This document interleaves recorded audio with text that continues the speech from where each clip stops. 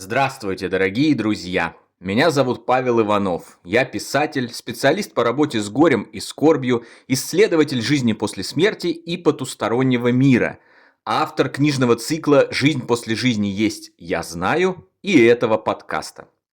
В сегодняшнем выпуске я расскажу вам об одном из самых надежных доказательств жизни после смерти и существования сознания автономно от биологического тела. Приступим.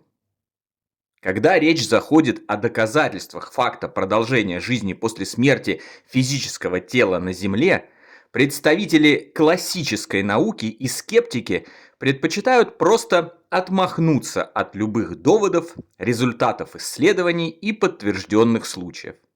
Они не желают ничего слышать и знать, не хотят даже просто посмотреть на тысячи и тысячи доказательств, предвзято утверждая, что все это выдумки, мошенничество и шарлатанство, а за пределами физической жизни не существует ничего, кроме небытия.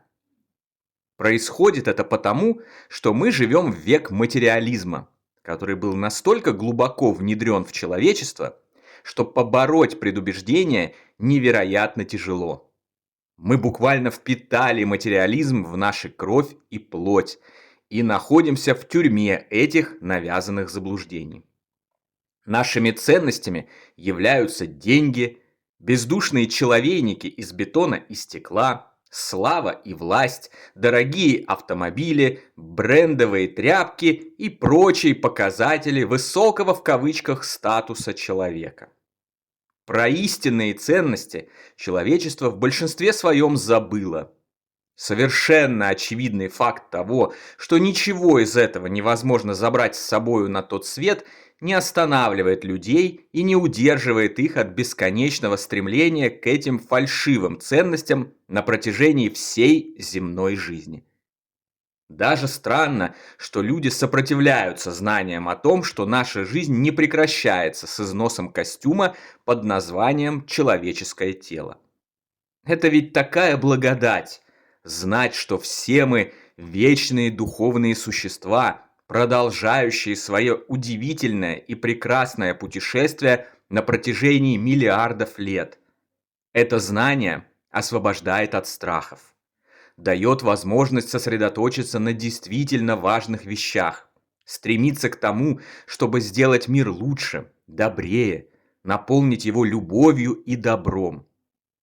Это знание утешает и дарит уверенность в том, что мы непременно снова встретимся с нашими ушедшими любимыми, родными и близкими после того, как завершится наше пребывание на земле, и будем счастливы с ними в нашем общем духовном доме. И все равно многие люди не хотят ничего знать о жизни за пределами земного существования, предпочитая верить официальной науке, авторитетно утверждающей, что там нет ничего, кроме абсолютной тьмы, тлена и отсутствия смысла. Но процесс идет. Медленно, но верно, люди потихоньку узнают правду и понимают, что мир не ограничен куском камня, на котором мы проживаем в среднем 60-70 лет, после чего сбрасываем с себя, как старое пальто, тело из плоти и идем дальше, уже в более ажурной оболочке. Как это и бывало множество раз на протяжении человеческой истории, знания наталкиваются на сопротивление догматической религии, науки и скептиков. Вспомните, ведь когда-то видные ученые-мужи клеймили обычную электрическую лампочку, заявляя, что она является хитрым фокусом. Этот же род видных ученых-мужей истерично утверждал, что только что изобретенный телефон – это шарлатанство и чревовещание. Да что там лампочка и телефон? На протяжении столетий религия и наука отказывались признать то, что Земля круглая и вращается вокруг Солнца, а не наоборот. Даже тогда, когда этому были уже неопровержимые доказательства. Существование бактерий сегодня очевидное для всех, В XVII веке известные ученые не только называли выдумкой и глупостью, но и осмеивали любого, кто верил открывшему их с помощью изобретенного им микроскопа Антони ван Левенгуку. Подобная судьба постигла практически все прорывные изобретения и открытия человечества. Телеграф, телевизор, радио, электричество, автомобиль, самолет, беспроводную связь и многое-многое другое. Факт жизни после жизни уже сейчас также подтверждается множеством неопровержимых доказательств, от которых наука и скептики в привычной им манере отмахиваются, не желая даже ознакомиться с ними. Одно из таких железных доказательств – это околосмертные переживания слепых людей. За последние 50 лет собрано множество подтверждений того, что слепые люди, в том числе и от рождения, во время клинической смерти, вызванной разными обстоятельствами, выходят из тела и, к всеобщему удивлению, начинают видеть.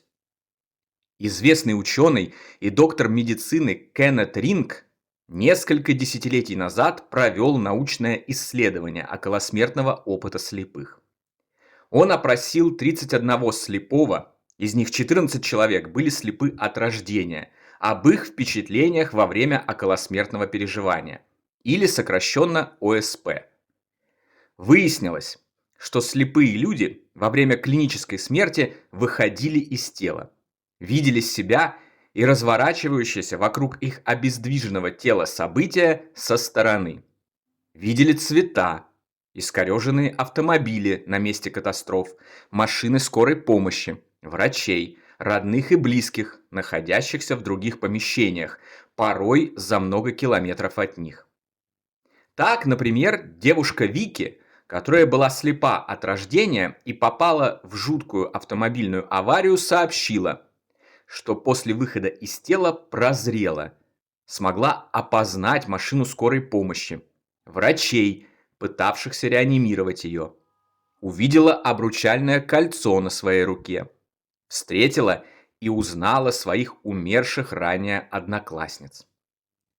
Во время своего ОСП Вики испытывала чувство абсолютного умиротворения и удовольствия, ощущала себя в безопасности, не чувствовала боли и дискомфорта. После успешной реанимации, возвращения в тело и выписки из больницы, личность Вики изменилась. Она утратила страх смерти, стала больше ценить духовные ценности и приобрела абсолютную уверенность в продолжении жизни после смерти. С тех пор прошло много лет. После Ринга его исследования повторили множество других известных врачей и ученых. Выводы, сделанные ими, многократно подтверждались и давали примерно одинаковые результаты на гораздо больших масштабах. Выяснилось, что около 86% слепых во время ОСП начинают видеть. Выходит, что ОСП слепых ничем не отличаются от ОСП зрячих людей. Но как это возможно? Ведь у них отсутствует сама физическая возможность видеть. Отсутствует сам механизм преобразования фотонов в информацию, в зрительные образы и отправки их в зрительную кору головного мозга. В обычной физической жизни их орган зрения, глаза, не работает. Они не видят ничего. Слепые от рождения люди не видят даже темноты.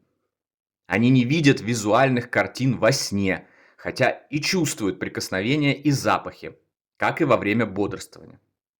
Они не знают, что такое цвета, как выглядит тот или иной предмет. И тем не менее, после ОСП дают совершенно точные их описания, что может быть объяснено только одним: они действительно их видели. А раз они их видели, значит, может быть только одно объяснение: сознание человека или душа не заключено в мозге. Не является оно и продуктом мозга, который во время клинической смерти не проявляет какой-либо активности, не функционирует и не способен генерировать ни зрительные образы, ни тем более галлюцинации, которыми скептики так любят объяснять любые околосмертные переживания. Единственное объяснение тому, что слепые видят во время ОСП, которое до сих пор никто не смог опровергнуть: сознание человека не заключено в его мозге и продолжает жить после смерти физического тела, которое, по-видимому, является чем-то вроде сложного механизма, управляемого сознанием извне посредством мозга. Представьте себе водителя автомобиля, который управляет им при помощи руля, коробки передач, педалей тормоза и газа. Машина может сломаться. Ее фары, освещающие путь, могут быть разбиты. Но водитель от этого никак не зависит. Если техническая возможность для ремонта есть, он заедет на станцию технического обслуживания, починит автомобиль и поедет дальше. Как и мы чиним свои тела в больницах и поликлиниках. Если машина не подлежит ремонту, он просто купит новую и будет ездить на ней.